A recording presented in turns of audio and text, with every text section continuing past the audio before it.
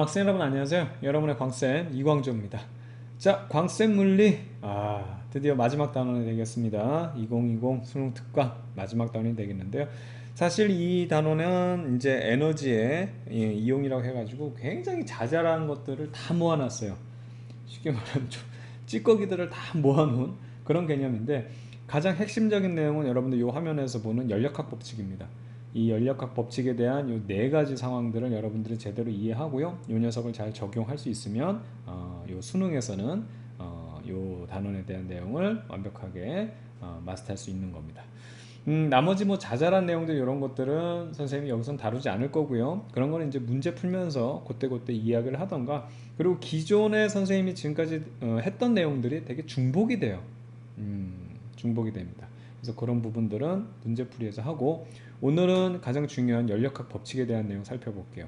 자, 우선은 여기서 보는 것처럼 여러분들 요 네 가지에 대한 것들을 다 알고 있어야 되는데, 공식을 외우는 건 의미가 없어요. 실질적으로 여기에 대입을 해가지고 어떤 값을 도출해가는 문제는 우리 수능 물리원에서 나오지 않습니다. 근데 얘네들을 알고 있어야지만 이 어떤 연력학 상태가 바뀌었을 때, 어떤 조건이 바뀌었을 때 그 다음에 어떤 일이 일어나는지를 우리가 예측할 수 있거든요. 그걸 우리가 이제 잘 해결하기 위해서는 이거에 대한 제대로 된 이해가 필요한 거죠. 아시겠죠? 근데 별거 없어요. 지난 시간에도 선생님이 유체역학 할 때 정지한 유체에 대한 거 따로 하고, 그 다음에 흐르는 유체에 대한 거 따로 했었죠. 그렇게 우리가 이걸 정리를 해볼 겁니다. 자, 여기서 이제 우선 이 얘기부터 한번 해볼게요. 사실 이 단원의 핵심을 얘기하라고 한다면, 음? 여러분들이 이 지금 수능특강 교재에서도 보면 제일 먼저 나온 게 뭐냐면 온도와 열이죠. 그렇죠? 그래서 온도에 대한 내용 나오고, 열이 있어가지고 물체의 차고 뜨거운 정도를 숫자로 나타내는 것, 이렇게 돼 있는데, 사실은 이 단원의 핵심은 온도예요. 제일 먼저 나오는 온도입니다. 이게 핵심이에요. 이게 핵심. 그냥 여러분들이 읽고 넘어가는 거지만, 사실 이 온도라는 지표가 굉장히 매력적인 지표예요. 물체를 구성하는 분자들의 에너지, 우리는 물리라는 것은 항상 에너지를 구하는 거죠. 그런데 이걸 바로 뭐 얘기하냐면, 우리가 이제 기체를 다룰 거거든요. 기체는 수많은 분자들이 있단 말이야. 걔네들의 에너지를, 이 수많은 기체들의 에너지를 딱 평균 내 가지고 어떻게 단 하나의 숫자로 나타내는 게 바로 온도예요. 그러니까 여러분들이 이제 일상생활에 온도를 많이 쓰다 보니까 뭐 아무런 감흥이 없을지 모르겠지만, 가장 기가 막힌, 정말 이 단원에서 최고의 우리 물리량을 뽑으라 그러면 온도입니다. 그래서 여러분들이 물리적인 마인드가 된 사람은, 예를 들어서 지금 뭐 기온이 25도야 그러면은 그냥 뭐 춥지도 않고 덥지도 않고 뭐 요 정도 되겠네. 오늘 기온이 35도 그러면 덥겠네. 딱 요 정도로 끝나는 거지만, 25도야 35도야 했을 때, 이 기체 분자들이 이루고 있는, 가지고 있는 에너지가 35도 35 정도의 평균 에너지를 갖고 있구나, 이런 개념이 잡혀 있어야 되는 거예요. 아시겠죠? 그래서 이 단원의 핵심은, 여러분들이 제일 많이 무시하는 것 중에 하나가 온도인데, 이 온도 지표를 제대로 쓸 수 있으면 돼요. 온도 지표. 아시겠죠? 그 다음에 이제 열이라는 건데, 열이라는 것이 바로 에너지였다는 사실을 몰랐어요. 과학자들이. 물리학자들이 이 사실을 몰랐어요. 그래서 굉장히 또 헤맨 결과가 나오고요. 뒤에 보면 이제 연력학 이제 법칙을 하면서 선생님 이거 설명드리겠는데, 열은 에너지라는 사실을 알게 되는 게 핵심이에요. 항상 에너지 다룬다 그랬잖아요. 에너지. 그래서 요 단어 뭐 지금 뭐 이상기체 상태 방정식 다 문제 풀기 위한, 어떻게 보면 다 이게 어떤 내용들이긴 하지만, 이 단원의 핵심이다 그러면 선생님은 온도와 열만 제대로 이해하고 있느냐. 온도는 에너지를 뭐 단 하나의 숫자로 나타내는 기가 막힌 거. 열은 에너지다. 이거 하면 사실 이거 몰라도 제대로 한 거야. 이거 할 줄 알면 뭐야? 뭐 할 거야? 이걸 제대로 모르는 친구들이 많단 말이에요. 아시겠죠? 여러분이 살아온 세월을 단 하나의 숫자로 나타내는 게 뭐야? 나이. 이런 거.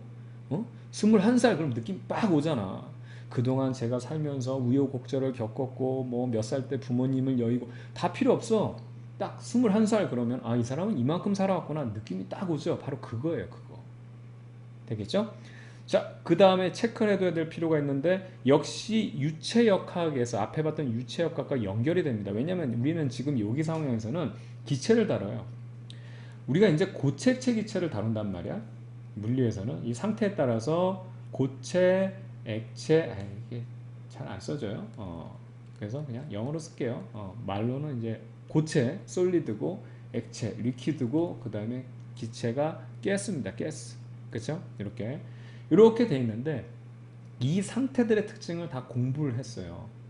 첫 번째로 고체 상태의 특징 중에 대표적인 애는 뭘 공부했었냐면 우리가 그 고체 상태에서 그 에너지 준위가 있었죠. 근데 그 에너지 준위들이 계속 겹치다 보니까 어떤 밴드를 이루더라. 에너지 밴드. 그래서 에너지 띠 개념. 그럼 우리가 이 물리원에서는 고체의 특징으로 하나를 배우고 넘어간 거예요. 그 다음에 액체에 대한 특징을 공부한 걸 바로 앞서 공부했던 유체역학. 유체역학은 여러분들이 흐르는 애기 때문에 액체도 가능하고 기체도 가능해요. 그쵸? 하지만 액체를 주로 다룬 게 바로 앞에 봤던 유체역학이었어요. 그리고 이번 시간 연력학에서 가장 핵심적으로 다루는 건 바로 기체입니다. 이걸 몰라서는 안 돼요. 지금 우리가 다루는 애들은 다 기체 가지고 할 거예요. 그럼 하필이면 왜 기체 가지고 할 것이냐? 왜 연력학에 대해서 기체 가지고 할 것이냐? 고체, 액체, 기체 중에서 가장 에너지가 많은 애가 누구예요? 기체란 말이야. 에너지 가지고 막 얘들 난동 피우면서 막 운동하고 있단 말이야. 에너지를 갖고 있기 때문에. 그래서 얘가 최종적으로 우리가 이 녀석을 연력학에서 다루는 겁니다. 그래서 지금부터 잘 알아둬야 될 거는 기체를 다루고 있다는 사실을 반드시 체크해 두기 바라겠고요. 그럼 기체 압력. 왜냐면 이게 고체가 아니기 때문에 얘는 힘으로 우리가 바로 얘기하지 않는다 그랬죠. 다 따로 놀고 있기 때문에. 그래서 얘를 압력으로 표현하는데 이때 기체 압력의 특징은 기체 분자의 충돌 횟수로 나타납니다. 그래서 여기서 보면 이게 예를 들어서 이렇게 뭐 유체도 마찬가지지만 이렇게 가둬놔야지만 형태가 유지되죠. 여기에 기체 분자들이 이렇게 갇혀 있으면 얘들이 난동을 피우면서 이런 이런 벽면들을 통통통통통통통 때릴 거란 말이야. 이때 때리는 횟수가 적으면 압력이 작은 거, 기체 압력이 작은 거고 토토토토토토토토 이렇게 때리면 압력이 큰 겁니다. 그래서 여러분들이 자동차 타고 가다가 창문 열잖아요. 천천히 이렇게 지나갈 때 창문 열면 이렇게 미풍이 불기 때문에 이게 쾌적하죠. 근데 여러분 비행기 타고 가다가 창문 열면 창문 안 열리죠. 근데 창문 열면 어떻게 되겠어? 얼굴이 그냥 다 날아갈 정도로 엄청나게 그 힘을 받죠. 도도도 이게 뭐냐면 그 천천히 달릴 때는 기체 분자가 여러분 얼굴을 통통통통 때리는 거예요. 압력이 적은 거예요. 이해가죠? 근데 빠른 속도로 가게 되면 기체 분자가 여러분들 얼굴을 뭐 엄청나게 많이 때리는 겁니다. 많이 때리는 거예요. 두둑 같은 시간 동안에 많이 때려. 그게 바로 기체 압력이 크다고 얘기하는 거죠. 되겠죠? 그래서 우리가 두 가지를 여기서 살펴볼 수가 있어요. 첫 번째, 기체 압력이 크기 위해서는 가장 핵심적인 건 뭐야? 우선 기체가 많아야지. 이거는 선생님이 앞서서 그 유체역학 할 때도 얘기했잖아. 유체가 없어요. 그러면 무슨 압력이고 뭐가 뭐 필요 있어. 그래서 여기 한번 봐봐요. 요거. 이게 보면 기압에 대한 얘기인데 선생님이 지난 시간에 이런 얘기를 잠깐 했었습니다. 지면과 산이 있을 때. 그렇죠? 지면에 있는 사람하고 산 꼭대기에 있는 사람이 느끼는 기압은 누가 더 크다? 지면에 있는 사람이 더 크다 그랬어요. 왜냐면 이 사람 머리 위에 여기서 이제 유체인데 이제 기체가 많이 있기 때문에 얘는 적기 때문에 바로 요거예요. 중력에 의해서 기체 분자들도 밑에 많이 몰려 있거든요. 아시겠죠? 그래서 이렇게 낮은 곳에 가게 되면 훨씬 더 밀도도 있지만 이 양 자체가 많은 거야. 빨간색. 이 양 자체를 많이 이고 있는 거야. 됐죠? 근데 산 위에 올라가서 그 노래 하지 말라니까 또 하고 있어. 산 위에 올라가게 되면 기체의 양이 희박해져요. 그래서 기압을 적게 느끼는 거지. 이 녀석 그림을 갖다가 그냥 여기다 선 하나만 그리면 뭐가 된다? 바다가 될 수 있다. 그럼 이거는 바다는 다 맞춘다 그랬지? 밑에 깔린 사람이 더 많은 수압을 느낀다. 왜냐면 이 사람 머리 위에 훨씬 더 많은 물이 있기 때문에. 됐죠? 바로 이런 겁니다. 기체에서는 바로 이런 상황을 얘기한다. 그래서 첫 번째 기체의 양이 많을수록 당연히 어떻게 된다? 충돌 횟수가 많기 때문에 얘네들이 다 움직일 거 아니야. 멈춰있는 기체는 없어요. 에너지들의 충분을 갖고 있기 때문에. 그래서 충돌 횟수가 많아지기 때문에 압력이 큰 거고, 두 번째는 뭐예요? 여기서 포인트예요. 기체 분자들의 에너지들이 많으면, 자, 요게 벽이 두 개가 있을 때 하나는 통통통통통통 이렇게 하는데 얘가 그냥 에너지가 많아서 마구 날뛰어 다다다다다다다다 하면 충돌 횟수가 많아질 거 아니에요. 얘만 그러겠어? 다른 애들도 다 그러면. 그럼 얘네들의 에너지가 많을수록 그걸 한마디로 표현한 게 뭐다? 그렇지. 온도가 높을수록. 얼마나 깔끔해. 얘네들 하나하나를 딱 세가지고 에너지, 그게 아니고 얘네들이 가지고 있는 전반적인 에너지 양을 딱 하나의 숫자로 나타내는 거예요. 아시겠죠? 바로 이런 식으로 얘기를 하는 겁니다. 그래서 기체의 압력이라는 것은 기체 분자의 충돌 횟수라는 사실을 여러분들 기억해 둬야 되겠어요. 됐죠? 좋습니다. 그럼 이제 기본은 다 됐고요. 그럼 이제 차근차근 이상기체 상태 방정식부터 유도를 하도록 하겠습니다. 이 유도 과정을 여러분들이 조금 알고 있어야 되는데, 놀랍게도 여러분 이거 유도 과정은요 중학교 1학년 수준에서 유도할 수 있는 거예요. 나 이거 고3 애들도 그냥 PV는 NRT, PV는 NRT, 이상기체 상태 방정식은 너무나 중요해요. PV는 NRT. 나 이거 하는 거 보고 진짜 선생님이 좀 충격을 받았는데, 여러분 이거 그렇게 외우는 게 아니고요. 중학교 1학년. 여러분 진짜 많이 컸잖아요. 여러분도 중학교 1학년 과정을 거쳐왔지만, 중학교 1학년 애들, 그 중학교 1학년 애들을 한번 보세요. 어떤가. 진짜 애기들이야. 그 애기들이 배운 내용으로 이걸 할 수 있다고. 그게 뭐냐면 여러분들 기억나죠? 중학교 1학년 때 제일 먼저 기체에 대한 우리가 그 내용을 먼저 배웠다고. 왜냐면 얘가 에너지가 많기 때문에 기체를 우리가 중요시하게 다룬단 말이야. 응? 기체에 대한 거. 그래서 대표적으로 기체에 대한 연구하는 애가 둘이 있단 말이야. 첫 번째가 뭐냐면 보일이에요, 보일. 이제 기억나죠? 그 다음에 샤를이에요. 이것도 무슨 그 중학교 애들 그냥 처음 공부하는 거라서 막 외우고 뭐고 했는데, 뭐 외울 게 뭐 있어. 얘네들은 뭐를 다뤘다고? 제일 핵심 포인트는 기체라고, 기체. 응? 그 뭐 이 기체를 다룰 때 처음에 보일 법칙은 뭐냐면, 기체 압력하고 기체 압력하고 기체 부피는 어떻게 된다? 반비례한다는 거예요. 당연하지. 압력이 커지면 어떻게 되겠어? 세게 누르면, 이런데 피스톤 같은 데 넣어놓고 세게 누르면 부피 줄 거 아니야. 압력이 작으면 부피 커지고. 이게 무슨 법칙이야. 너무나 당연한 거잖아. 그래서 중학교 1학년 때 배우는 거예요. 주사기, 빈 주사기에다 공기 넣어놓고 눌러보면 압축이 된단 말이야. 되겠죠? 이걸 이렇게 나타냈다고. 그러면 요 녀석을 갖다가 어떻게 선생님이 지금 여기 보면 선생님이 요거를 비례한다고 이렇게 표시했죠. 그쵸? 그러니까 이제 반비례가 되는 건데, 압력과 부피는 요 녀석을 이퀄로 만들어주고 싶다 이거지. 그럼 어떻게 하면 된다 그랬어 항상. 그렇지. 이퀄 만들어주기 위해서는 이 값을 딱 맞아 떨어뜨리게 하기 위해서 여기다가 그냥 상수, 요걸 우리가 실험을 통해서 이것이 이퀄이 될 수 있는 딱 특정 값을 여기다 집어넣어주면 되는 거예요. 이해가 됩니까? 그렇죠. 그걸 선생님 K1이라고 할게요. K1. 됐죠? K1. 이렇게. 아유, 원 좀 써줘라. 원. 됐죠? 그럼 요걸 조금 더 이쁘게, 예? 요걸 이쁘게 표현하게 되면 어떻게 표현할 수 있냐면, 이렇게 한번 나타내 볼게요. 양변에 P를 곱하면 PV는 K1 이렇게 해가지고, 여러분 중학교에 나올 때는 K1 이렇게 쓰면 애들이 막 저기 학교에 안 나온단 말이야. 막 자퇴하고 막 어렵다고. 그래가지고 어떻게 하냐면, 이거를 여러분들 뭐로 표현했다? 이건 특정한 값이기 때문에 이거를 한글로 어떻게 일정 이렇게 배웠어요. 압력 곱하기 부피는 일정 이렇게 배웠더니, 중학교 책 찾아봐. 없지? 다 버렸을 거예요. 그렇죠? 이렇게 나왔다고. 이렇게 한글로.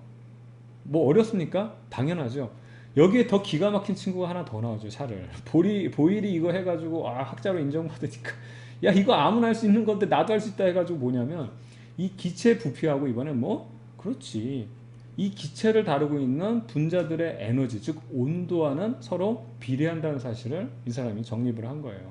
당연하지.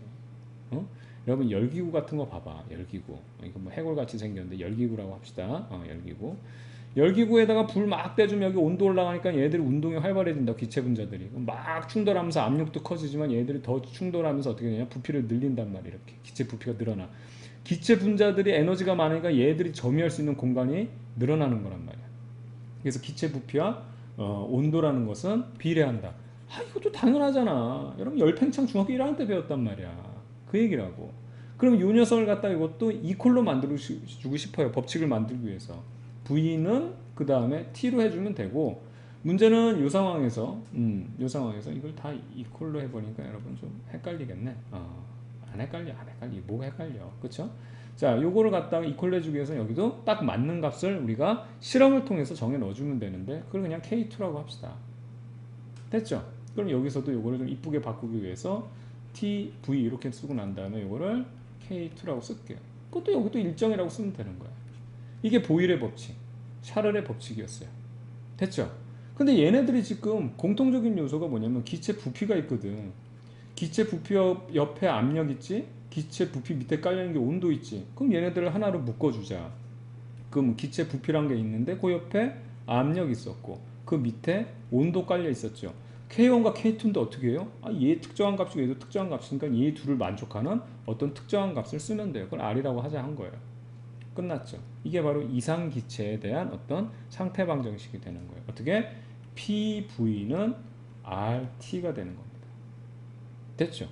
요 N은 뭐냐면 여러분 그 화학 공부해 본 친구 알겠지만 몰수예요, 몰수. 기체 분자가 얼마큼 있느냐, 기체 분자의 양을 얘기하는 거예요. 이건 다른 게 아니라 여러분들 기체가 그 분자들이 얼마나 빠글빠글 하겠어. 그걸 하나하나 셀레니 사람이 정신병이 된단 말이야. 그래서 하나의 단위를 만든 거예요. 묶음을. 예를 들어서 계란 같은 경우 한 판이 30개. 계란 하나하나를 사다 보니까 너무 쪼잔하다. 그래서 30개 들어있는 걸 한 판, 계란 두 판 주세요 이렇게 사는 것처럼 6.02 곱하기 10의 23승계라는 아주 징글징글한, 이거 아보가드로 숫자라 그러죠. 이 숫자를 그냥 계란 한 판처럼 분자 한 판이라고 하자. 이 한 판을 뭐라고? 몰이라고 하자라고 한 거예요. 그게 N이에요. 1몰, 2몰 그러면 계란 한 판, 계란 두 판 이런 거랑 똑같은 거야. 아시겠죠? 끝났어요. 끝났다고. 이게 이상기체 상태방정식이에요. 굳이 얘기하면 어떻게 되겠어? 기체 부피는 압력과 반비례한다. 기체 부피는 온도와 비례한다. 그냥 그거를 한 번에 묶어서 써준 게 2차 기체, 이상기체 상태방정식이라는 겁니다. 되겠죠? 여기서 중요한 포인트는 뭐냐면, 여기서 중요한 포인트는 이 녀석을 조금 눈여겨보세요. 온도. 이 단원의 핵심은, 가장 핵심 지표는 뭐라고? 온도. 그럼 이게 어떻게 이제 적용될 건지 선생님이 또 말씀드릴 겁니다. 우선 PV나 NRT라는 거 어떻게 나오는지 알겠죠? 중학교 1학년 수준의 내용으로 우리가 뽑아낸 거예요. 됐죠? 자, 이번에 두 번째 섹션으로 넘어가도록 하겠습니다. 자, 그럼 봐봐. 또 하는 게, 항상 물리는 힘하고, 자, 이거 써집니까? 그치? 요거 이제 일을 구한다고. 일. 맨날 하는 게 그거야. 힘 구하고 걔가 얼마만큼 결과적으로 일을 했냐. 그래서 그 일을 구하고 나면 그 일 때문에 뭐가 된다? 왜 얘가 먼저 지워지냐? 얘를 먼저 썼으니까 지워지지. 자, 이 일이란 건 뭐냐면, 그렇죠, 운동 에너지를 변화시킨다. 그래서 우리 에너지 다루는 거잖아요. 그거 하겠다는 거예요. 그거 하겠다는 거. 그래서 항상 얘기하지만 맨 첫 단원으로 돌아가 봅시다. 우리의 최종 목표는 에너지를 다루는 거예요. 에너지를 다루기 위해서는 일을 공부했어야 돼요. 일을 공부하기 위해서는 힘이라는 원인과 그 다음에 그걸로 얼마만큼, 이 힘에 대한 결과로 얼마만큼 누적이 되는 그런 결과를 여기 만들어내야 된다는 게 바로 이 얘기예요. 그래서 처음에 힘 배우기 전에 뭐부터 배웠어요? 거리, 속도. 자, 이걸 왜 이꼴로 써? 거리, 속도, 가속도 해가지고 얘네들 시간 간의 관계로 얘를 구하기도 하고 얘를 구하기도 해서 결과적으로 S 구하는 거 먼저 해놓은 거예요. 이제 딱딱 이제 끝날 때 되니까 알겠죠? 그 다음에 힘에 대한 원인은 구한 거예요. 힘 구한 거예요. 뉴턴이 나오고 막 해가지고 무슨 뭐 힘에 대해서 무슨 1법칙, 2법칙, 3법칙. F하고 S 구했으니까 결과적으로 뭐 에너지 구할 수 있잖아. 끝. 각 분야의 에너지 구하는 게, 지금 여기서는 열에 대한 에너지를 구하는 게 핵심이에요. 됐죠? 예, 이게 물리예요. 되게 단순합니다. 자연이요, 복잡한 것 같지만 단순해요. 정말 단순한데 왜 복잡하게 느껴지느냐? 단순한 것들이 많으니까 복잡해지는 거야. 애시당초 처음부터 복잡한 거란 건 없어, 이 자연에. 그냥 단순한 게 여러 개 있으니까 그걸 여러 번 하려다 보니까, 그걸 차근차근 하면 되는데 한 번에 하려다 보니까 어떻게 된다? 그러니까 복잡하게 느껴지지. 아시겠죠? 바로 이런 겁니다. 그래서 이제 에너지를 최종적으로 봐봐. 이제 에너지 다루기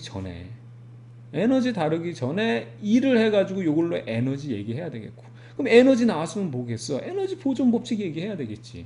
이게 쫙 연결되는 거예요. 쫙 연결되는 거. 그래요. 되겠죠? 그럼 기체가 하는 일을 한번 살펴봅시다. 살펴봅시다.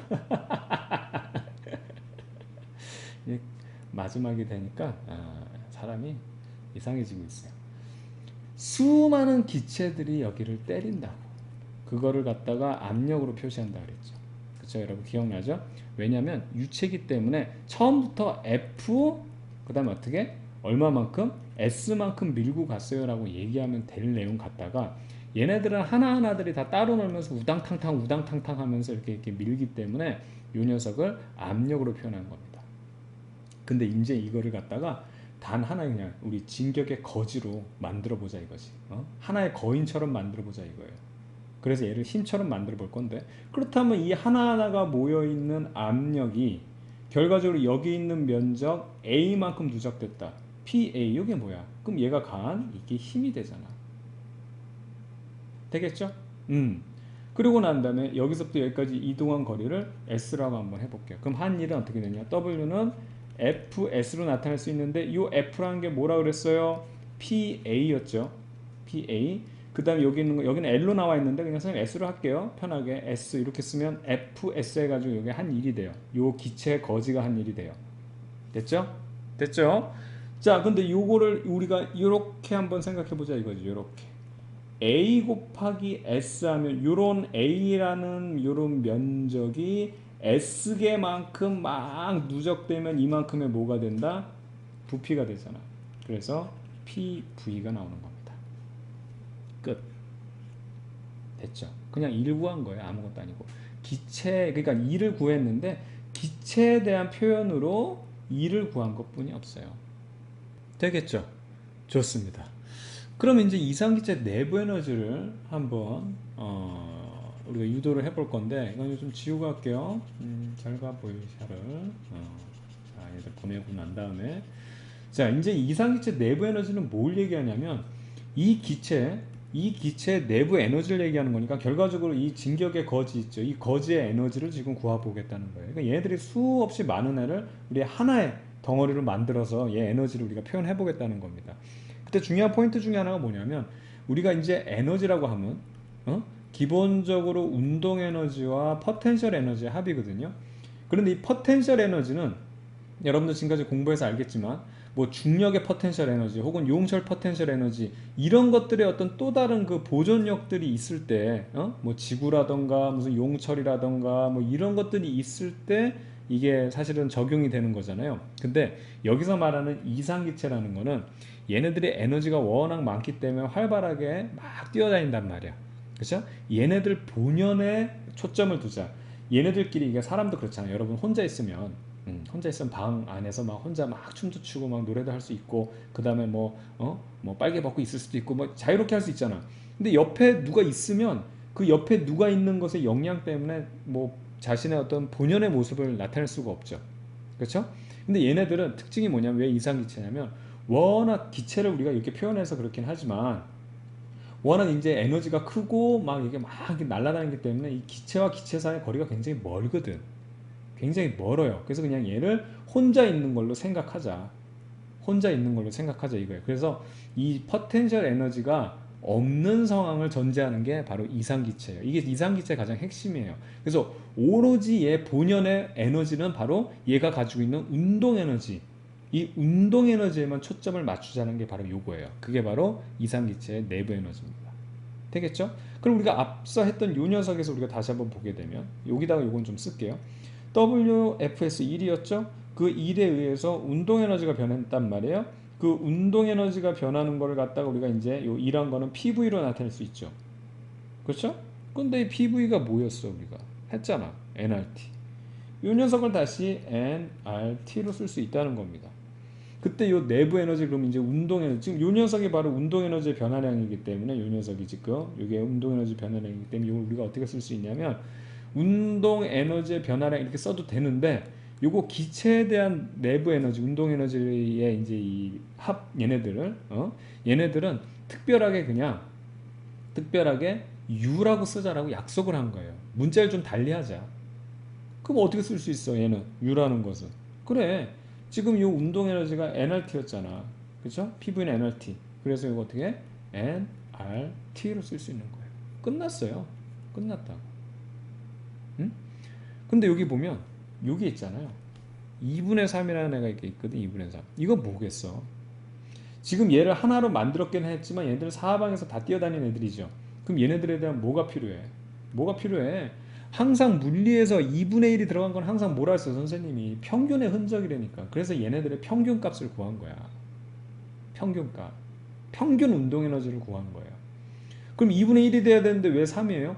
얘가 지금까지 우리가 다룬 거는 물리원에서는 1차 운동만 했단 말이야. 왼쪽으로, 이게 왼쪽이 아니지. 오른쪽 가고 왼쪽 가고 이거 아니면 위로 가는 거 아니면 아래로 내려가거나 이렇게 했단 말이야. 근데 얘네들이 그렇게 얌전하게 운동하겠어요? 한쪽으로만? 온 사방으로 튀어다니기 때문에 얘는 3D 공간을 해주고 나가. 응? 그래서 이걸 우리가 이제 그 자유도가 3이라고 얘기하는데 그냥 여러분 3D 공간을 해치고 다닌다 그래서 이런 것이 3D 공간에 대한 것을 적용해줘서 1에서 이제 3을 우리가 적용해준다고 생각하면 돼요. 2분의 1 nRt가 만약에 x축, 또 하나의 2분의 nRt가 뭐 y축, 또 하나의 2분의 1 nRt가 g축, 이렇게 해서 해주게 되면 어떻게 되냐면 3D 공간을 이렇게 표현하잖아. 되겠죠. 그래서 2분의 3 nRt가 나오는 거예요. 끝났죠. 끝났죠. 그럼 여기서 핵심이 바로 뭐예요? 요 PV라는 거 지금 여기서 이렇게 썼지만 이게 뭐였냐면 결과적으로 PV로 나타낼 수 있는 거였고, 여기도 보면 어떻게 내부 에너지를 갖다가 수많은 얘네들의 에너지를 평균을 해가지고 이 3D 공간을 난동 피우는 애를 단 하나의 진격의 거지로 만들어서 어떻게 온도 숫자 하나로 표현할 수 있다는 거. 이게 기가 막힌 거야. 얘 에너지 얼마? 35도. 아, 덥구나. 예를 들어서 얘 온도 얼마? 100도. 와, 뜨거운 증기네. 이게 이 수많은 분자들의 난동 피우는 거를 단 하나의 숫자로 표현하는 기가 막힌 지표가 바로 온도예요. 그래서 이상기체 내부 에너지는 바로 뭐? 온도로 표현할 수 있다. 에너지 양을. 이게 핵심입니다. 그래서 여기 있는 거를 지금 다 유도했어요. 다 끝난 겁니다. 이상기체 상태 방정식, 그 다음에 기체가 하는 일을 통해서 이상기체 내부의 에너지까지 우리가 이제 다 구했어요. 이제 마지막으로 연력학제 1법칙, 에너지 보존 법칙은 뭐냐면, 에너지 나왔으니까 얘네들이 보존된다는, 우리가 맨날 하는 그 어떤 물리의, 그렇죠? 가장 기본적인 내용들을 또 얘기하지 않겠습니까? 그래서 이걸 이제 선생님이 말씀드릴 텐데, 한번 보세요. 자, 여기서 한번 잘 보게 되면, 기본적으로 Q라는 게 있는데, 여기 있을 때 이 기체들한테 에너지를 투입한다는 얘기예요. 이 에너지를 투입한다. 그때 양을 Q라고 하는 거예요. 그러니까 요거를 하나의 거대한 이제 진격의 거지로 본다면 이 거지한테 에너지를 투입했을 때 얘기를 하는 거예요. 그럼 봐봐요. 얘가 먹은 에너지를 Q라고 한다면 그때 내부 에너지의 변화와 그 다음에 E란 양의 합과 같다라고 하는데, 이게 뭐냐면 요게 지금 P 델타 V라는 게 E를 한 거죠. 그러니까 이걸 이렇게 생각하면 되는 거예요. 먹은 양에서 운동하고 나머지가 살찐다, 이 얘기예요. 이게 연력학 1법칙이야. 이게 100만큼 먹었는데 20만큼 운동했으면 나머지 80은 살찐다는 얘기지. 100만큼 운동했는데 80만큼 일했다면 나머지 20이 살찐다는 얘기지. 100만큼 먹었는데 80 일했는데도, 그러니까 80만큼 운동했는데도 불구하고 살이 80 쪘다. 이거는 에너지 보존이 아니지. 얘가 더 먹은 거지. 어떻게 100만 먹었는데 이만큼 빼고 난 다음에 나머지 20이 살쪄야 되는데 80이 더 쪄. 어디서 찌는 거야? 이건 말이 안 된다는 거야. 100을 먹었는데 20만큼 일했어. 그럼 살이 80이 쪄야 되는데 살이 20만큼 쪘다. 그럼 에너지 어디 갔어? 이게 아니라는 거고, 요 에너지 보존 법칙이라는 건 바로 먹은 데서 운동한 만큼 빼고 나머지가 살쪘어요, 이 얘기야. 이게 뭐가 어렵냐고요, 여러분들. 되겠죠? 그 내용 얘기하는 겁니다. 근데 여러분들이 뒤에 가면 연력학 과정이라고 해가지고 뭐 단열 팽창, 뭐 그다음에 뭐 등온 과정, 등압 과정 되게 어렵게 생각하는데, 그게 이거야. 그냥 먹고 살찌는 얘기하는 거야. 먹고 운동하고 살 빼고 살찌고 막 이거 얘기하는 건데, 지금 이 상황의 가장 극단적인 네 가지 형태를 살펴보는 게 바로 연력학 과정이에요. 뒤에서 선생님 자세히 설명 드릴 테니까 그거 이제 잘 들어보면 되겠고, 그래서 요거를 우리가 이왕 여기까지 얘기했으니까 요것만 선생님 조금 더 얘기할게요. 그럼 봐봐요. 이걸 다 했으니까 이 녀석을 구체적으로 표현할 수 있어. 물론 물리원에서는 이 정도만 가지고 우리가 하는 거지 실제 계산하는 값은 나오지 않지만, 잘 봐봐요. P 델타 V라는 것은 실질적으로 운동한 양이란 말이야. 근데 PV를 뭐로 나타낼 수 있어요? 우리가 PV를 nRT로 나타낼 수 있죠. 그래서 이 녀석을 갖다가 이제 이걸 좀 지울게요. 숫자로 쓴 걸 지우고 얘를 갖다가 이렇게 쓸 수 있어요. 어떻게 쓸 수 있냐면 nRT로 쓸 수 있어요. PV니까. 내부 에너지는 어떻게 쓸 수 있어요? 이것도 T, 온도의 지표로 나타낼 수 있다니까 T로 나타낼 수 있어요. 이게 얼마? 2분의 3 nRT예요. T. 됐죠? 그러면 총 2분의 3 nRT하고 nRT를 합쳐놓으면 어떻게 돼? 2분의 5 nRT라고 쓸 수 있어요. 이게 뭘 의미하냐면 결과적으로 뭐 내부 에너지 살찐 양이 2분의 3 nRT고 운동한 양, 일한 양이 nRT라면 먹은 거는 2분의 5 nRT라는 걸 쓸 수 있는 거고, nRT를 또 어떻게 표현할 수 있다? PV로 쓸 수 있어요. 그래서 이걸 갖다가 어떻게 위에다 쓰겠습니다. 2분의 5 PV는 어떻게 2분의 3 PV 더하기 2분의 여기는 그냥 PV 이렇게 쓸 수 있어요. 그래서 얘네 둘 더하면 자, 잘 봐요. 2란 거랑 이거 이제 1이니까 2란 거랑 살찐 거랑 더하면 먹은 양이 된다. 운동한 거랑 그 다음에 살찐 거를 합치면 먹은 양이 된다. 그 얘기예요. 그래서 에너지 보존 법칙이라는 겁니다. 실질적으로 이 부분에 대한 내용은 이게 계산하는 게 여러분들 물리원에서 안 나오지만 이걸 좀 계산하는 거를 그러니까 이걸 공식을 외워서 계산한 게 아니고 이걸 자연스럽게 계산하는 법을 선생님이 설명했거든요. 유튜브에 선생님이 올려놓을 건데 그 연력학 그래프 탈출하기 연력학에서 그래프 탈출하기라는 제목으로 올려놓을 것 같습니다. 아니면 선생님이 그 링크를 여기 요 동영상 설명에다 올려놓을 건데 무조건 여러분 이거 연력학 과정 그래프 그려서 하는데 이 기본적인 생각을 여러분들 이걸 다 유도했잖아. 요 적용하는 법을 조금 공부해두면 연력학을 완벽하게 할 수 있어요. 그래프에 의존하지 않고. 근데 우리는 이게 잘못됐어. 물리원은 잘못된 게 무조건 그래프만 의존해. 그리고 선생님들도 다 그래프로만 설명해. 이건 잘못됐지.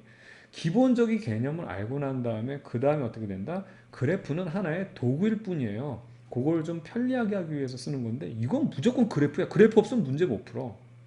특히 기가 막힌 게 뭐냐면 우리가 일반적으로 쓰는 게 PV 그래프거든요. PV 그래프. PV 그래프로 무슨 단열 과정 이제 무슨 여러분들 뭐 등압 과정, 등온 과정 얘기하는데 PV 과정 말고 이 PV 그래프 말고 온도 그래프로 주어지는 경우 있어. 나 이거 보고 진짜 내가 허걱 놀랬다니까. 항상 PV 그래프로 여러분 이거 PV 하면 이 밑면적 구하는 게 이게 한 일이 되니까 뭐 여기에서 밑면적 구하는 게 한 일이 되고 이런 식만 습관이 돼가지고 T 그래프가 주어지면 이거를 PV 그래프로 바꿔서 계산하래. 와 진짜 와야 와. 물리 모르는 사람이에요. 여기서 이 단원에서 핵심 지표가 뭐라고요? T예요, T. T가 주어지면 얘보다도 훨씬 편한 거. 답이 그냥 나오는 거야. 어쨌든 선생님이 그 부분에 대한 내용은 자세히 설명드렸으니까 영상을 선생님이 링크를 할 테니까 꼭 그 부분을 좀 시간을 내서 공부하기 바랍니다. 그래봐야 선생님이 한 7, 8문제 푸나 그러는데 거기에 모든 연력학 물리 1뿐만 아니라 물리 2에 대한 내용을 다 포함해서 모든 연력학적인 내용들을 다 담았기 때문에 그거 한 30분? 30분짜리 2개? 한 1시간? 한 50분? 그 정도는 꼭 투자하길 바라요. 연력학을 좀 자신 없는 친구들이 완벽해질 수 있습니다. 아시겠죠? 예, 바로 그런 내용이니까 그렇게 하도록 하고요. 그래서 연력학 제1법칙은 뭐라고? 에너지 보존 법칙인데 먹은 데서 운동한 거 빼고 나머지 살찐다 그 얘기입니다. 되겠죠? 좋습니다. 이걸 잘 기억해 두면 되겠어요. 자, 그러면 이제 연력학의 기본 과정이라고 해가지고 선생님이 요거를 만들어 넣었어요. 하도 여러분들이 이거를 외워서 하기 때문에 연력학 기본 과정은 뭐냐면 열이 들어오면 이 순서는 관계가 없는데 그냥 이 논리적인 흐름을 살펴보자고. 이거 이제 거지 입장으로 생각해도 되고 이게 지금 보면 열이 들어왔어요. 그럼 얘는 하나하나 각계적으로 이제 생각해도 좋아요. 이 쉽게 말하면 기체 분자들로. 그럼 분자들의 운동 에너지가 커지겠지. 그게 내부 에너지가 증가야. 내부 에너지가 올라갔다는 얘기는 온도가 올라갔다는 얘기예요. 응? 내부 에너지는 2분의 3 nRT T로 나타낼 수 있으니까 2분의 3은 상수잖아. 됐죠? 그렇다면 어떻게 돼? 분자들의 충돌 횟수가 많아지겠죠. 그래서 압력이 증가합니다.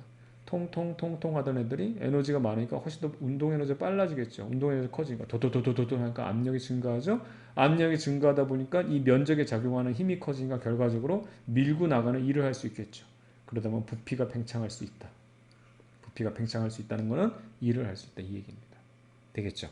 자, 이런 기본적인 상황이기 때문에 문제 풀 때는요. 이게 먼저고 이게 먼저고 이런 거 없어요. 이걸 자유롭게 왔다 갔다 하면서 지금 압력이 증가했어?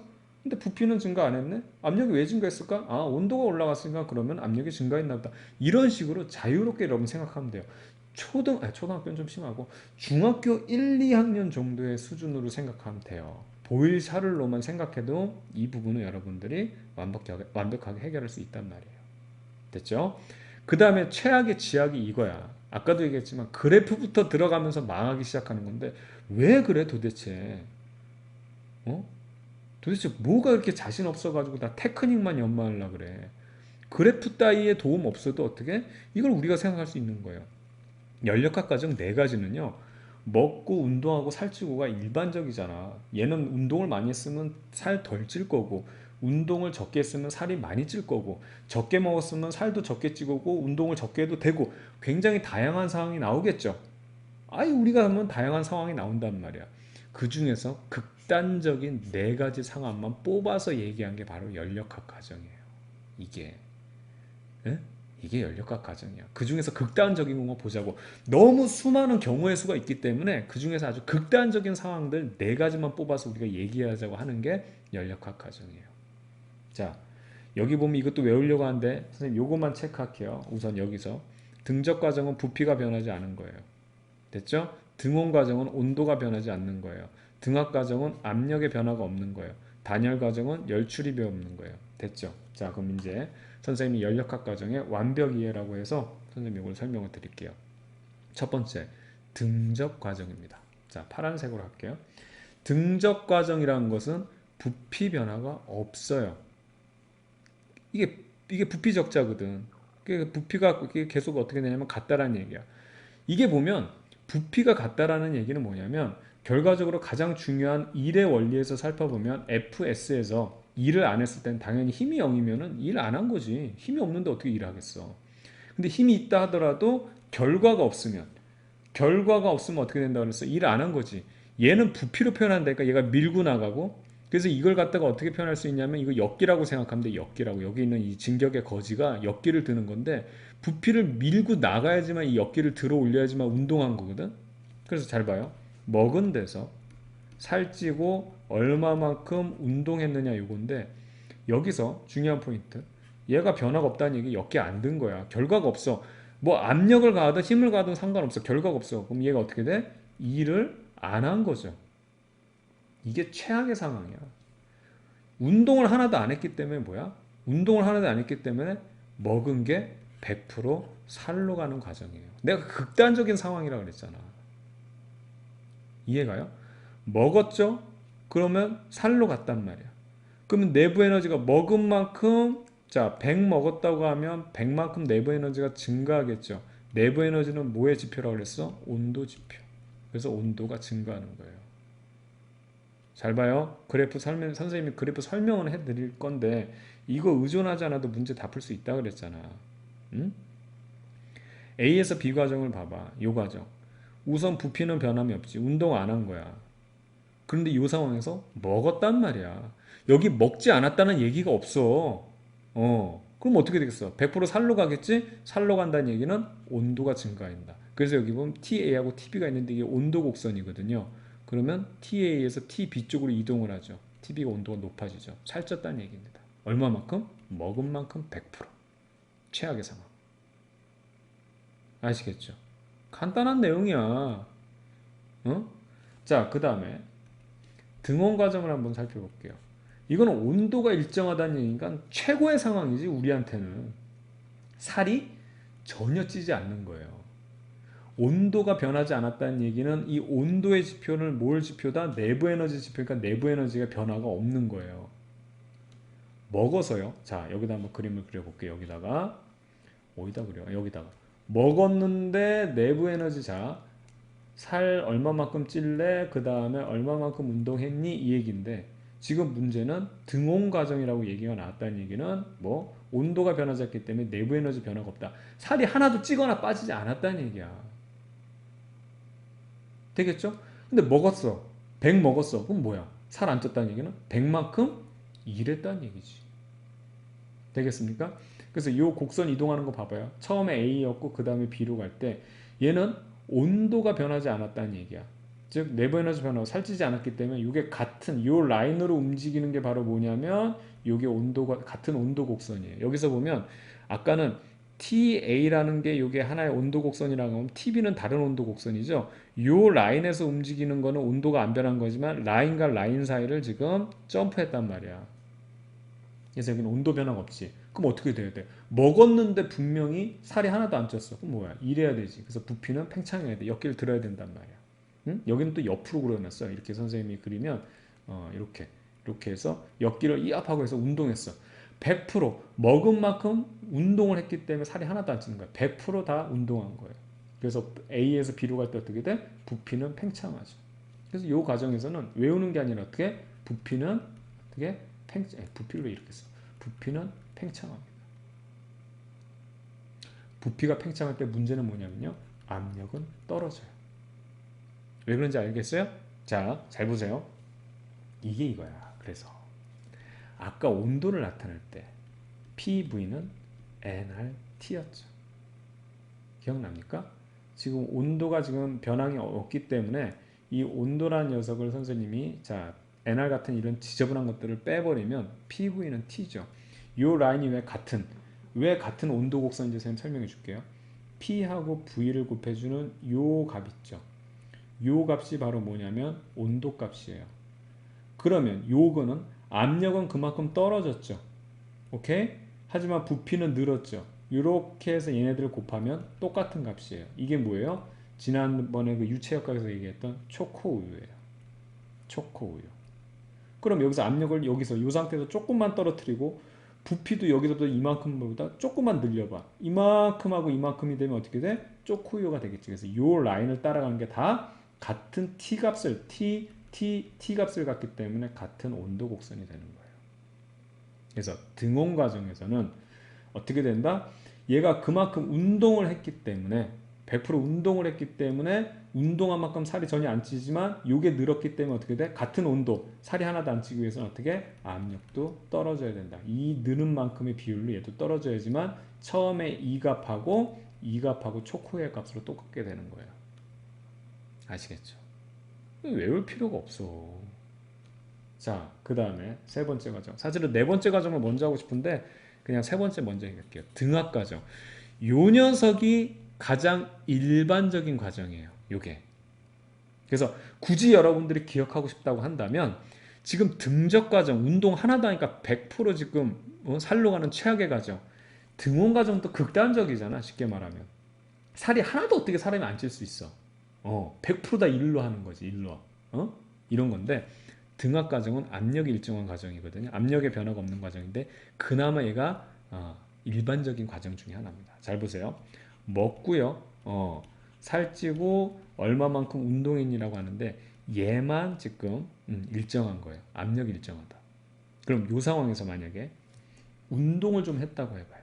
운동을 했다고 해봐요. 이게 떨어지게 된다면 얘가 떨어지게 된다면 얼마만큼 사실은 얘가 살찌지 않을 만큼 얘가 일할 수 있는데 얘가 변함없기 때문에 잘 봐요. 이 압력의 변함이 없기 때문에 온도가 변한다는 얘기야. 그래서 이건 뭐냐면 얘가 이제 하나만 볼게요. 반대 과정은 여러분 반대로 생각하면 되니까 가장 기본적으로 이제 팽창하는 과정, 운동하는 과정을 살펴보게 되면 얘가 운동을 했어요. 그럼 어떻게 되냐? 먹은 거에서 운동하고 나머지는 살쪄요라고 하는 게 이거예요. 그래서 등압 과정이 가장 일반적입니다. 우리 일상적으로 그렇잖아. 먹은 거에서 운동한 만큼 빼고 나머지는 살찌는 거예요. 되겠습니까? 바로 이 내용이 되죠. 그래서 이거 한번 봐봐요. 여기서는 압력은 일정하기 때문에 이 상태에서 압력은 그대로 유지가 되지만 우선 1했죠. 그랬기 때문에 자 압력은 아무런 변화가 없는 상황인데 우선 2란 걸 살펴본 거예요. 그래서 부피 팽창이 일어났죠.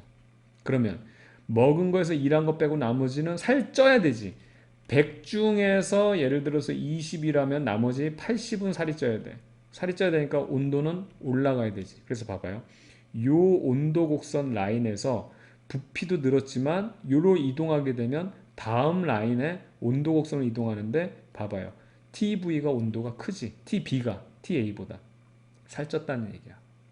분명히 운동도 했지만 여기 요 곡선으로 이동하면서 살도 쪘어요 라고 얘기하는 게 등압 과정이에요.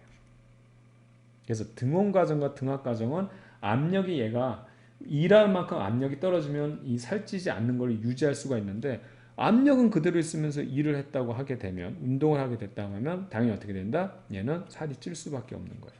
그래서 가장 일반적이다. 됐죠? 좋습니다. 이렇게 기억하면 되겠고요.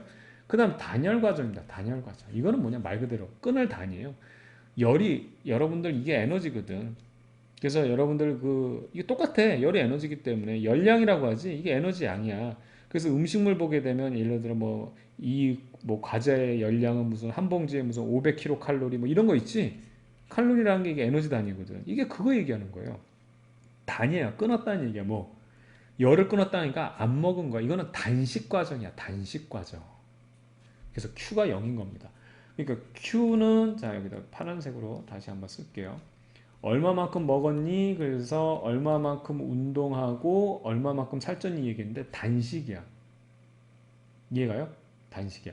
그 상황에서 만약에 굶은 상태에서 일을 했어요. 그럼 이 일한 걸 갖다가 부피 팽창해서 얘가 거지가 밀고 나갔다고 해봐. 응? 그럼 요게 이렇게 일을 했으면 여기에 일을 했죠. 여기는 0이야.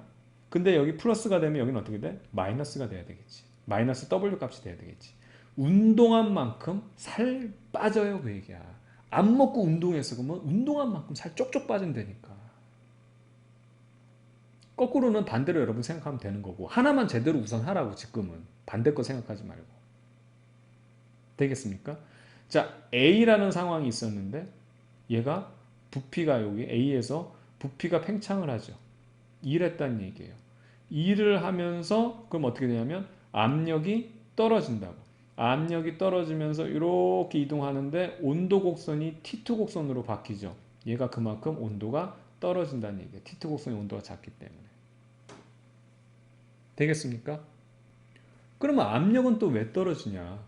아니 무슨 수로 압력을 유지할 수 있어? 얘네들은 우선 먹죠.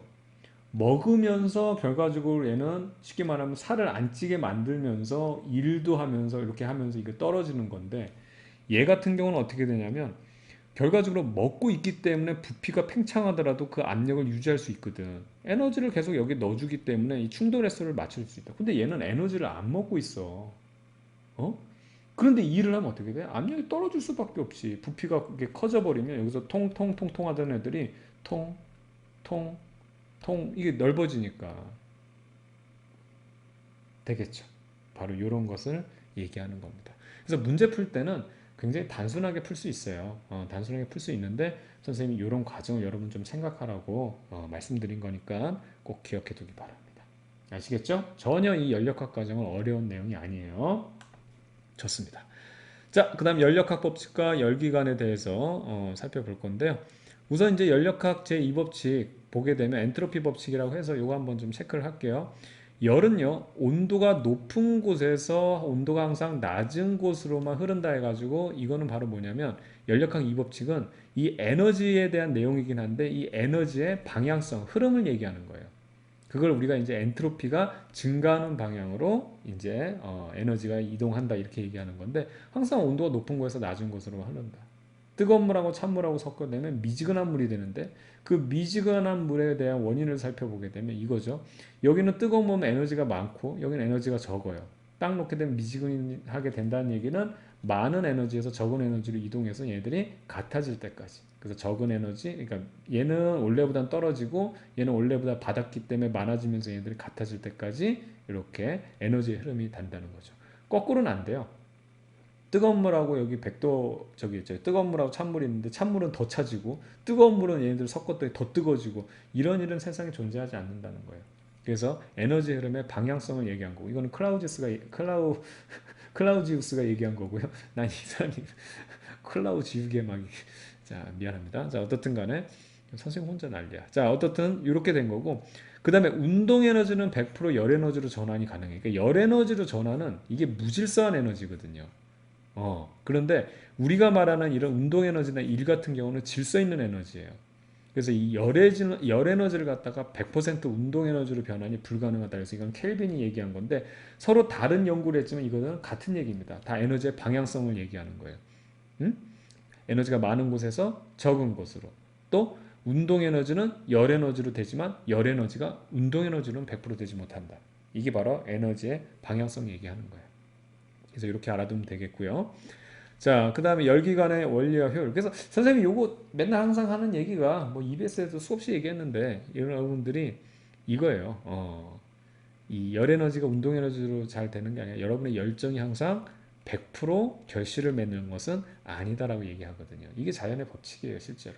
이게 그거 얘기하는 거랑 진짜 선생님 같다고 생각합니다. 그 하물며, 그러니까 세상에 공짜가 없잖아요. 아무것도 안 하는데 뭐가 되겠어. 그건 아무것도 안 되지. 근데 여러분들이 실제로 열심히 노력하는 공부 100% 되냐? 그것도 아니라는 거예요. 아시겠죠? 100% 된다고 보장은 없어. 이게 바로 연력학이 이 법칙을 통해서도 여러분이 왜 노력해야 되는지에 대한 이유가 있죠. 그러면 안 되면 100%안 되면 노력 안 할래요? 그럼 0이야 0. 그럼 0이야. 없어. 열심히 한다고 해서 100% 성공한 것은 아니다. 하지만 열심히 하다 보면 성공할 확률이 높아지지. 이거를 여러분이 잘 알고 있어야 돼요. 되겠죠? 자, 그 다음에 열기관의 원리와 효율이라고 해가지고 뭐 이것도 어려운 내용 아니고 열기관이란 건 열 에너지를 이제 일로 바꾸려고 하는데 이게 100%안 된다고 지금 얘기했잖아. 그래서 이거에 대한 효율을 따지는 거야. 효율을 높게 만들자 이거지. 그래서 이게 엔진이야, 엔진. 그래서 고열원이 있죠. 그래서 이제 에너지를 투입을 해요. 가솔린 같은 거 넣어가지고 폭발시킨단 말이야. 그럼 얘가 100% 일하면 좋겠어. 즉 먹은 데서 어떻게 이게 뭐냐면 이게 열기관 똑같은 거야. 아까 봤던 그 연력학 1법칙으로 보게 되면 이거예요. 뭐죠 이게? 먹은 데서 얼마만큼 운동하고 그 다음에 살찌냐 남는 거 살찌냐 이건데 여기서는 이 엔진이 일을 해야 되잖아. 이 운동을 시켜야 된다고. 그러면 우리의 목적은 뭐야? 먹은 데서 살 하나도 안 찌고 100% 어떻게? 일만 했으면 좋겠네 이 얘기야. 되겠어요? 그런데 뭐야? Q2로 에너지가 빠져나간다. 이게 Q2라는 게 바로 살찌는 양이거든. Q1을 먹어서 결과적으로 W만큼 일을 했는데 Q2만큼은 저열원으로 빠진다. 이게 지가 사실은 이 에너지 폭발한 열 에너지가 100% 일로 바뀌면 좋은데 나머지 열 에너지 부분으로 해가지고 지가 뜨거워져. 지가 뜨거워져. 이건 사실 원하는 바가 아니거든. 그래서 얘네들의 온도 차이를 주기 위해서 얘를 최대한 안 뜨거워지게 하기 위해서 우리 엔진에다가 냉각수 넣고 돌리는 거예요. 얘를 차갑게 만들어주지. 얘가 열 에너지로 자꾸 가버리 뜨거워져 버리면 안 되는 거지. 예를 들어 핸드폰 있잖아, 핸드폰. 이게 열 에너지가 가장 무질서한 에너지이기 때문에 변환이 쉽거든. 마찰력 같은 거 이렇게 마찰을 통해서 해도 다 열 에너지로 전환되고 뭐 전기 저항에서도 전류의 열작용 다 열로 바뀌거든. 근데 이 열은 쓸모없는 에너지야, 사실은. 에너지 보존으로 따지면 열 에너지로 전환된 것도 이거는 보존은 맞지만 우리가 쓰는 거는 이게 방향성 있는 에너지로 열 에너지가 아닌 일을 돼야 돼. 일. 운동 에너지나 일이 돼야 된다고. 일. 어. 그래서 핸드폰 같은 경우도 배터리가 있죠. 그럼 배터리 여기 전원을 연결하면 다양한 데 이제 전환이 됩니다. 에너지 전환이에요. 디스플레이를 보여주기 위해서는 빛 에너지로 바뀌어야 되고요. 통화하기 위해서는 소리 에너지로 바뀌어야 되겠죠. 그렇죠? 그럼 이게 배터리가 다 여기만 쓰이고 자, 배터리가 다 뭐 여기 화면에만 쓰이고 그 다음에 여기 소리로만 쓰이게 되면 이거는 효율이 100%가 되는데 쓸데없이 여러분 핸드폰 만지고 있어봐. 한 5분만 둬도 뜨거워지지. 이 열 에너지로 이게 전환돼서 날아가 버리는 거야 이게 열 에너지로. 그럼 이게 만약에 100% 충전이 됐다고 하더라도 이 디스플레이 하는데 뭐 예를 들어 40이 쓰이고 그 다음에 소리 나가는데 20이 써 있어. 그럼 이거를 30으로 할게. 그럼 나머지 이것도 똑같지 뭐. 그럼 30이 남아서 30이 어디가? 이게 열 에너지가 돼서 공중에 퍼지는 거야. 그래서 지구 온난화 이런 얘기하는데 지구는 뜨거워질 수밖에 없어요. 어떻든 열 에너지 형태로 최종적으로 다 바뀌거든. 이 부분을 최소로 줄이게 되면 30%에 해당하는 애를 여기로만 우리가 분산시켜주면 우리 충전을 안 해도 더 많이 쓸 수 있지. 그거 얘기하는 거야. 그래서 효율을 최대로 높이기 위해서 하는 건데 얘가 살이 안 찔 수 없다니까. 살이 안 찔 수 없어. 100% 저기 운동만 하는 애가 있어. 그러니까 아까 봤잖아. 그러니까 여러분들이 그 지금 요런 이제 열기관을 공부했을 때 가장 많이 헷갈려하는 것 중에 하나가 뭐냐면 앞서 봤던 등온 과정 있잖아요. 등온 과정. 등온 과정은 얘는 내부 에너지 변화가 없기 때문에 살이 안 찐단 말이야. 그런데 이거 효율을 왜 저기 분명히 앞에서는 저기 살 안 찐다 그랬는데 여기는 살찌는 거 공부하는 이게 하는데 아까도 얘기했죠. 이게 이런 게 제대로 잡혀 있어야 돼. 아까 봤던 연력학 과정은 뭐야? 가장 극단적인 형태 네 가지를 본다 그랬지. 그래서 그건 극단적인 거지. 일반적으로는 어떻게 된다? 살찐다고. 먹으면 열심히 운동해도 살찐다고. 살찐다고. 이게 실제란 말이야. 이 엔진은 실제란 말이야. 이거는. 응? 되겠죠. 그래서 이거 효율 구하는 거는 먹은 데서 자 Q1이 먹은 거죠. 자 글씨가 뭐 이래. Q1이 먹은 거죠. 그 중에서 일한 것만 따지자 이거야. 그게 효율이지 뭐. 100 먹어서 아까 한 것처럼 이거 배터리 이거 지금 휴대폰이라고 하면 100 먹어서 그 다음에 얼마큼 일했냐면 70이라고 야 이거 효율 되게 높다. 그 다음에 30은 뜨거워졌다며 아까 30 그럼 효율 어떻게 돼? 100 먹었어요. 그 중에서 70만 일했어요. 해가지고 이거는 70%짜리라고 이거 굉장히 높은 거야. 여러분 일반 엔진이 20%에서 40%밖에 안 돼. 40%도 안 돼요. 얼마나 효율이 나. 다 열에너지 형태로 간다니까. 아시겠죠? 이것도 공식이니 그럼? 먹은 데에서 얘가 뭐야? 쉽게 말하면 살찐 거 뺀 거잖아. 100에서 30 빼면 70 나오잖아. 그게 일한 양이잖아. 지금 완전 장난질하고 있다니까. 이게 장난이라니까. 얘랑 얘랑 빼주면 얘가 나온다. 그걸 처음부터 그냥 70이란 거 알면 얘를 써주는 거고. 되겠죠? 그래서 100%는 될 수가 없다라는 겁니다. 이렇게 알아두면 되겠어요. 자, 그래서 연구기관에 대한 내용, 이거는 여러분 수능에 나오지 않지만 선생님이 이 얘기는 좀 할게요. 선생님이 항상 얘기하는 것 중에 하나. 나는 이 표지가 참 마음에 드는데, 과학자들이 말이죠. 물리학자들이, 그 다음에 이 엔지니어들이, 이 천재 물리학자 엔지니어들이 연구기관을 만들려고 굉장히 노력을 했습니다. 이거는 인류의 발전을 위해서 노력을 한 거죠.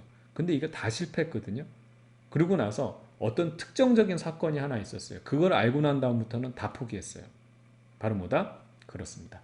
열이 에너지라는 사실을 몰랐기 때문에 이게 연구기관이 가능할 거라고 생각을 했던 거예요.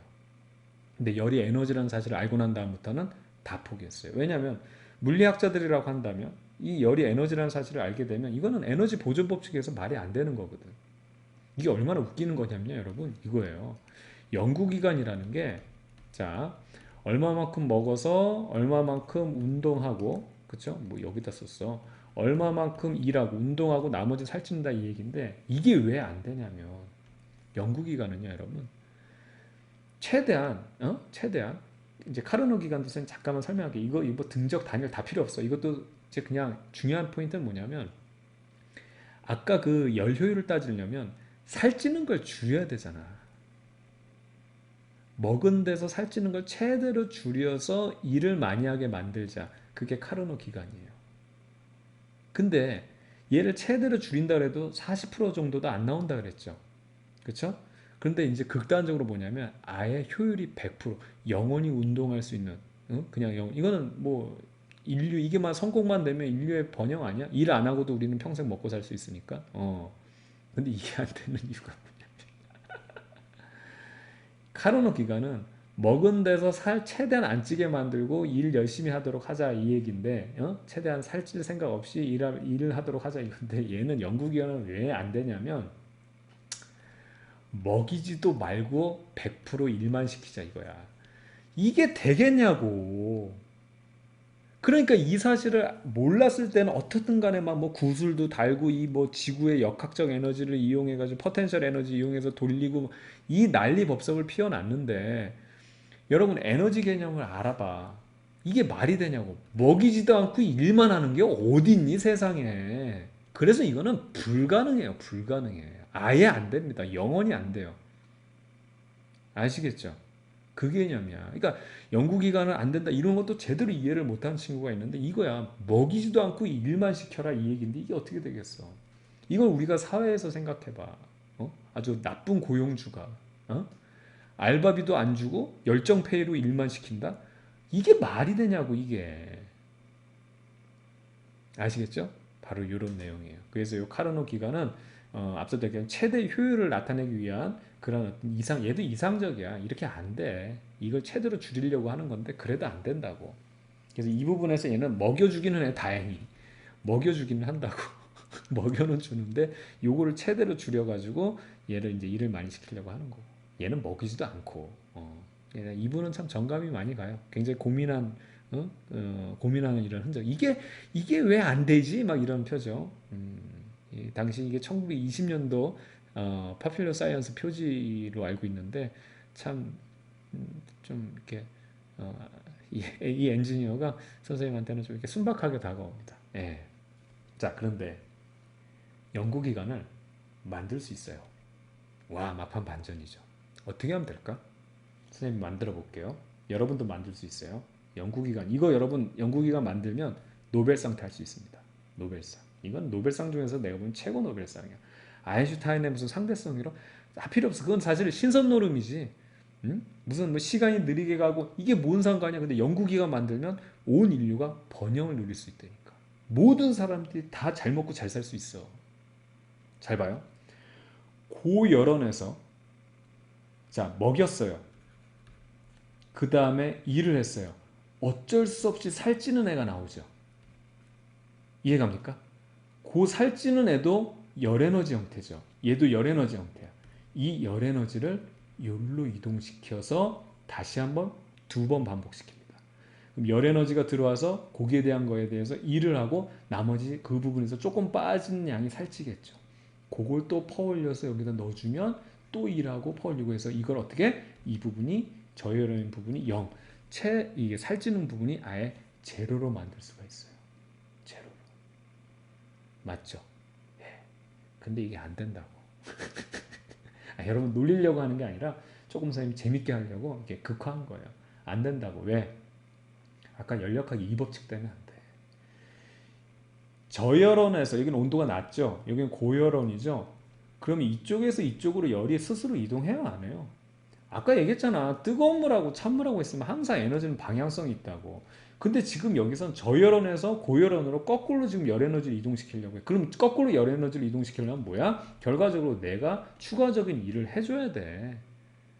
내가 일을 해주는데 이게 무슨 이게 연구기관이야. 그래서 안 되는 거예요. 이 방향성. 항상 이쪽 방향으로는 자연스럽게 열 에너지가 이동하지만 반대 방향으로는 이동을 안 해요. 그럼 얘를 이동시킬 수 있는 방법은 없느냐? 있어요. 그럼 뭐야? 추가적으로 내가 일을 해줘야 돼. 여기다 에너지를 투입을 해야 돼. 그러면 거꾸로 갈 수는 있다고. 아시겠죠? 그러니까 이거는 연구기관이 될 수가 없는 거죠. 되겠죠? 자, 여기까지 해서 선생님이 지금 연력학에 대한 내용 살펴봤는데 재밌죠? 예, 재밌습니다.